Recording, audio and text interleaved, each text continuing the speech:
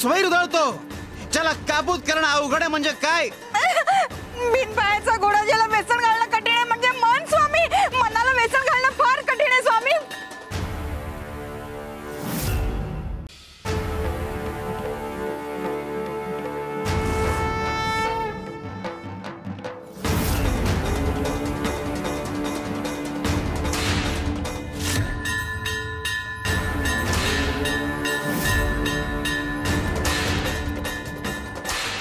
स्वामी स्वामी मी काही केलं नाही.